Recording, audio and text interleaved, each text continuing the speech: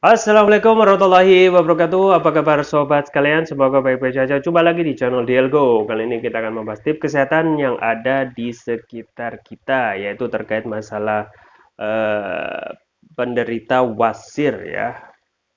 Nah, dan ini memang terkait dengan masalah makanan yang boleh dan tidak yang dikonsumsi oleh penderita wasir ya. Ya wasir atau susah buang air besar ya. Sobat sekalian, kalau kita melihat wasir ini mayoritas banyak sekali yang sebagian dari kita itu merasakan ya apa namanya sakitnya ketika kita itu apa namanya merasakan susah dalam buang air besar ya, atau kita sebut sebagai ambeien atau lazim wasir itu merupakan kondisi pembengkakan atau peradangan dan peradangan pada pembuluh vena di sekitar anus ya. Nah, kondisi wasir itu memang kerap dialami oleh ibu hamil ya atau pasien konstipasi atau kesulitan buang air besar ya. Namun tak jarang juga wasir itu mampir ke rektum atau onas yang orang yang suka duduk terlalu lama ya. Misalnya seorang yang kerja di kantoran yang hanya kerjanya duduk ya dan jarang melakukan aktivitas yang apa namanya aktivitas fisik yang mobile gitu ya.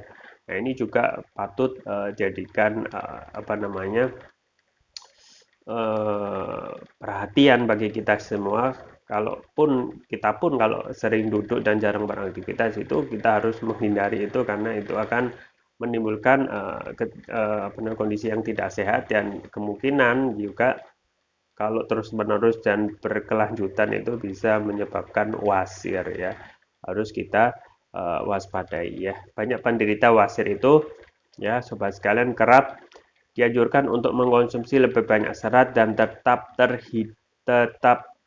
terhidrasi sebagai salah satu cara mengatasinya. Artinya tetap yang mengandung banyak cairan supaya dalam hal apa namanya buang air besar itu lancar ya.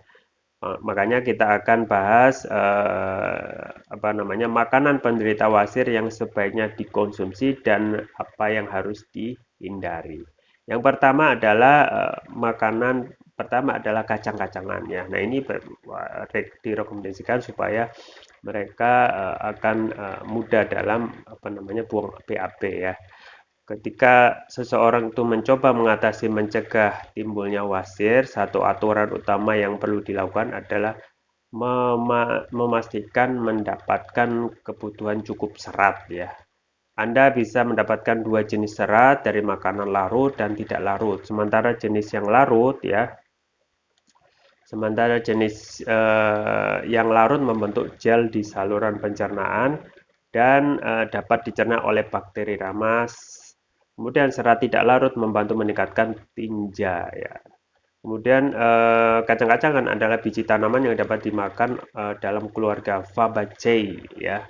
Ini itu macamnya banyak sekali, misalnya kacang polong, kacang kedelai, kacang tanah dan buncis. Dan kita harus jangan remehkan, jangan hindarkan atau kita konsumsi jangan sampai tidak sama sekali mengkonsumsi kacang ya.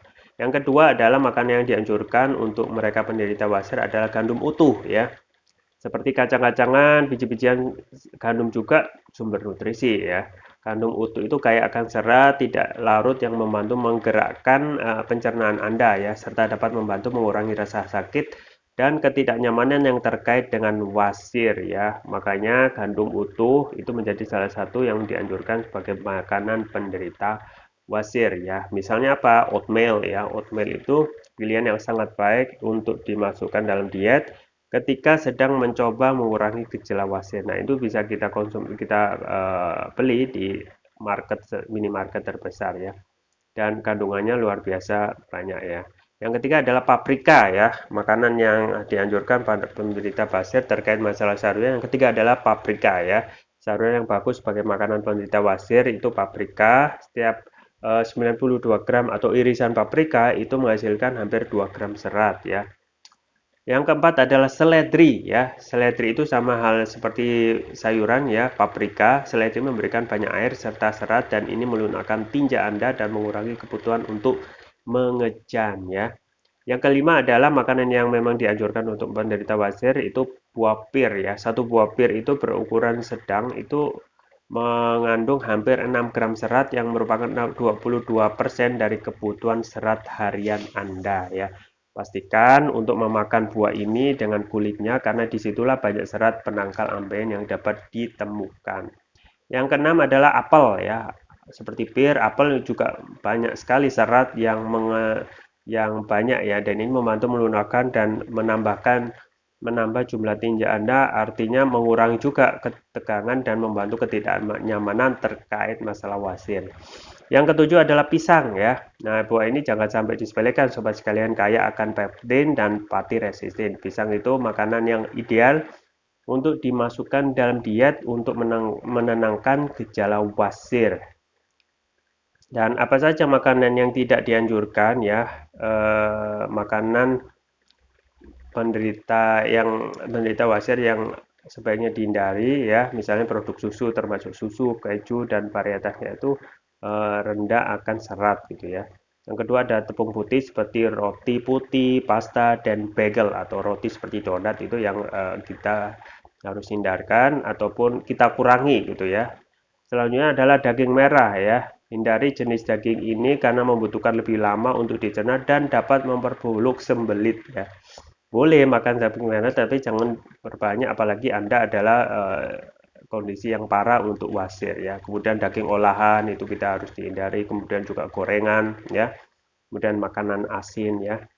Penderita wasir juga harus menghindari makan seperti ini, misal makan pedas ya, karena makan pedas ini rendah serat dan makanan pedas dapat meningkatkan rasa sakit dan ketidaknyamanan terkait dengan wasir ya. Kemudian minuman berkafein ya, coba ya kalau Anda sering konsumsi kopi ya harus dikurangi karena dapat mengeraskan tinja dan membuat lebih menyakitkan saat buang air besar. Ya, sobat sekalian, bahwasanya wasir itu harus mendapat perhatian khusus ya, apalagi ke Anda kondisinya misalnya sudah parah atau Anda makan yang tidak sehat ya, kurang serat dan harus wajib memperhatikan atau menjaga kondisi Anda supaya tidak lebih parah lagi. Dan yang saya rekomendasikan selain tadi makanan yang berserat, tentu saja kita harus mengkonsumsi produksi kesehatan yang saya rekomendasikan adalah konsumsi propolis ya, karena propolis itu manfaatnya luar biasa banyak, dan propolis yang saya rekomendasikan adalah Turkish Propolis Rukia ya. Turkish Propolis Rukia ini mempunyai banyak manfaat dan kelebihan, diantaranya adanya nanoteknologi ya. Nanoteknologi adalah teknologi yang dapat meningkatkan kelarutan dan penyerapan oleh tubuh. Jadi dapat mempercepat penyembuhan terhadap penyakit. Tidak hanya untuk wasir tetapi untuk penyakit yang lain ya. Kelebihan yang lain adalah rukia ya. Rukia ini apa namanya? Metode ataupun terapi yang sangat dianjurkan untuk menyembuhkan penyakit dan itu sudah ada dalam Turkish Propolis Rukia. Kemudian apa saja manfaat TPR atau Turkish Propolis Rukia ini? Diantaranya adalah mengatasi masalah non medis ya. Selain juga masalah wasir juga bisa diatasi, dan masalah wasir itu sudah banyak testimoni yang sudah masuk ya, yang mereka mengatakan sudah lebih baik setelah mengkonsumsi TPR atau Turkish Propolis Rukia. Selain itu juga bisa mengatasi masalah kolesterol ya, asam urat, diabetes, stroke ya, luka ringan. Luka ringan itu bisa dioleskan. Kemudian untuk kanker ya, jantung ya, dan lain sebagainya.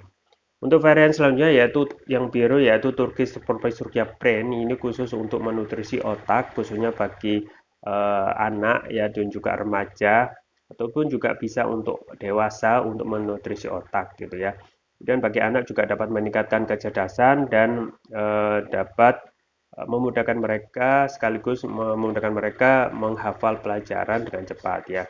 Kemudian juga dapat meningkatkan stamina, membantu proses pertumbuhan pada anak dan remaja.